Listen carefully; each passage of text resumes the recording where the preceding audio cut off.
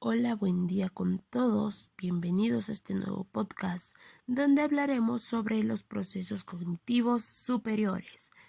Recordando que los procesos cognitivos en sí son las funciones mentales que nos van a permitir percibir, recibir, almacenar y procesar información. Estos procesos cognitivos se van a dividir en dos categorías, que son los procesos cognitivos básicos, por los cuales se va a iniciar a partir de la percepción, y los procesos cognitivos superiores, de los cuales hablaremos hoy en este podcast, que serán los que desarrollan a partir de lo básico y se encargarán de la integración de información. Técnicamente estos últimos serán las vías a través de las cuales se llegue a adquirir el conocimiento. Bueno, iniciemos con las funciones ejecutivas. Recordando que estas son habilidades cognitivas autodirigidas internamente a un servicio de una beta, o sea que son unidades integradas por diversas funciones independientes.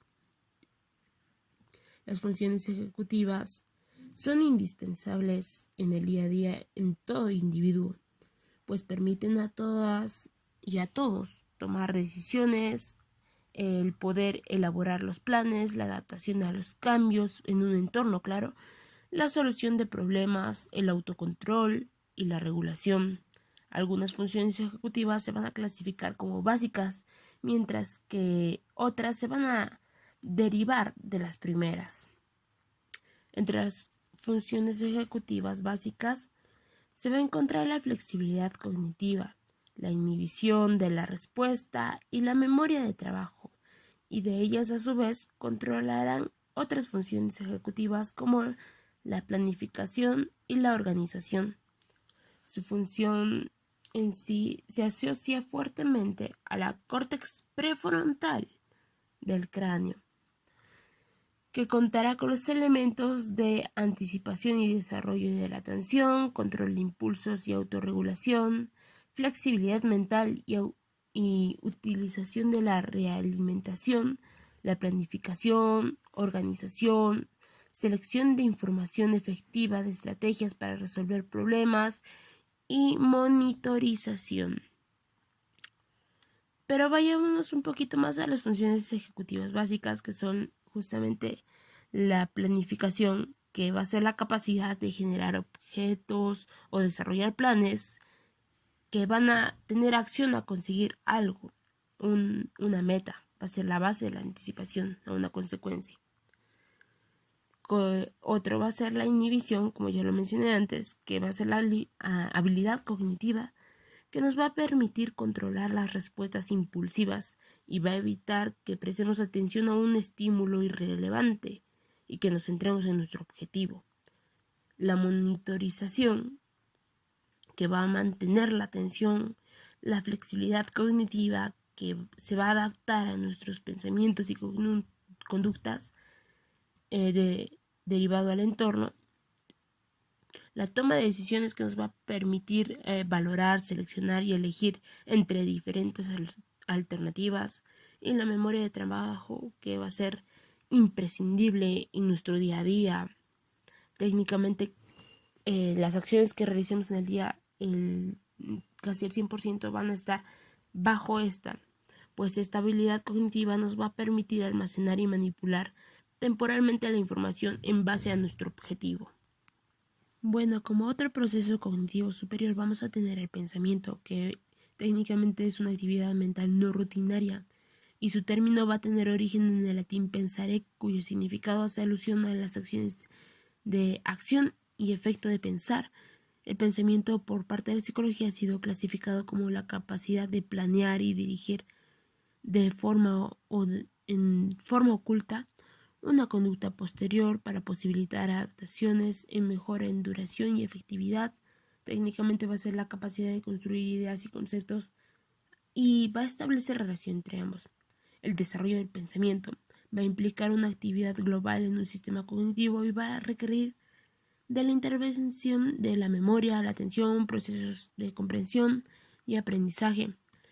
Los procesos de pensamiento van a tener o va a contar con las representaciones mentales que van a ser la organización de estímulos, los procedimientos mentales, la utilización y modificación y transformación de información, las actitudes, ya sean positivas y negativas, que va a ser la tendencia a establecer el pensar, el sentir y el actuar. Y va a contar con unidades de pensamientos como son la imagen, que son a través de la percepción de objetos, y los conceptos, que van a ser unidades cognitivas significativas.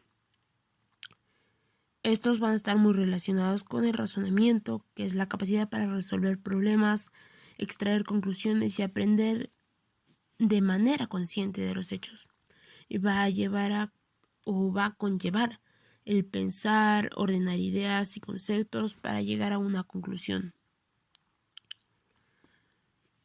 Esta va a contar con distintas fases del pensar, que son las fases perceptivas a través de la atención, las fases reflexivas, que va a contar con pensamientos analíticos, conceptual o solucionar el problema, fases creativas, la imaginación, fantasía, creatividad, las fases retentivas, que se van a basar en el aprendizaje y la memoria, las fases expresivas verbales, la comunicación verbal, las fases expresivas prácticas o no verbales, que van a ser la productividad corporal, relacional y social, que técnicamente se van a basar en la gestualización. Para el pensamiento se dieron distintas teorías, entre ellas van a resaltar las teorías de Piaget. Jean Piaget nos dice que el pensamiento está antes del lenguaje. Luego está la teoría de Noam Chomsky, que nos va a decir que el lenguaje va a ser primero que el pensamiento, y la teoría de Vygotsky, que resalta mucho. Para Vygotsky el lenguaje y el pensamiento estaban muy ligados entre sí, pero no estaban paralelos. Primero era el lenguaje y luego se desarrollaba el pensamiento. Recordando también que hay distintos tipos de pensamiento, como son el convergente, divergente, cotidiano, científico y crítico, que estos van a ayudar en la resolución de problemas. Bien, pasemos con el siguiente procesamiento cognitivo superior, que va a ser el lenguaje. El lenguaje en sí va a tener una etimología latín lingua, y decimos que el lenguaje humano va a ser la capacidad de un ser humano para poder comunicarse por medio de signos lingüísticos, gestos, señas, signos gráficos, y va a estar ubicado en el área de Broca. La definición del lenguaje por parte de Chomsky es exponer el lenguaje como un conjunto finito o infinito de oraciones, y que cada una de ellas tiene una longitud finita y construida a partir de un conjunto finito de elementos. Luego está Luria, que expone que el lenguaje es un sistema de códigos. Luego Piaget nos dice que el lenguaje son palabras, frases, elementos, luego sustantivos y verbos diferenciados, y por último frases completas. Y en el diccionario de la Real Academia de la Lengua Española define el lenguaje como un estilo y modo de hablar y escribir de cada persona en particular. El lenguaje en sí va a contar con distintas dimensiones: la dimensión funcional, que va a representar la relación de almacenamiento o transmisión de información, y la dimensión comportamental, que va a englobar los procesos cognitivos subyacentes al lenguaje. La producción del lenguaje no solo va a tener en cuenta la información que se requiera transmitir o elaborar lingüísticamente en el mensaje, sino va a contar con distintas fases, como la fase cognitiva, que se va a planificar la conceptualización de la información; la fase lingüística, la formación que se encuentra en la memoria semántica, es técnicamente traducida o formulada a una consecuencia organizada en palabras; y la fase de articulación o especificación periférica, que se va a basar en cursar el lenguaje a través de diferentes vías de expresiones, ya sean verbal, escrita o gestual, entre muchas otras. El lenguaje va a tener mucha relación con la cognición, según Ratel, El lenguaje no es solamente un medio principal de comunicación entre los humanos, sino que va a ser la mayor importancia que va a residir de un vínculo en mantener la cognición, o sea, el pensamiento y la cognición van a estar muy relacionados para poder dar o brindar el lenguaje. Como último proceso cognitivo superior que vamos a mencionar, vamos a tener la inteligencia, que va a ser la capacidad mental muy general, que va a implicar la habilidad para poder razonar, planificar, resolver problemas, asimilar, elaborar información y utilizarla para resolver estos problemas y adaptarse a un medio. Va a contar con la naturaleza biológica o mental y la interacción con el medio. Carroll nos va a mencionar distintos modelos, como está el modelo unitario, que va a estar muy relacionado con la base fisiológica, los modelos dicotómicos, que van a tener componentes biológicos y que se puede alcanzar hasta aproximadamente los 16 años, y que va a depender o mejor dicho, no va a depender de logros educativos, sino va a depender de logros culturales. Los modelos multifactoriales, como los menciona Guilford y Thurnell, que va a ser el núcleo de la inteligencia, no va a residir de un factor, sino de varios, los cuales se relacionan en actitudes académicas. Estos factores son 7 y son la comprensión verbal, la fluidez verbal, la aptitud numérica, la aptitud de visualización espacio, memorística, razonamiento inductivo y aptitudes perceptivas.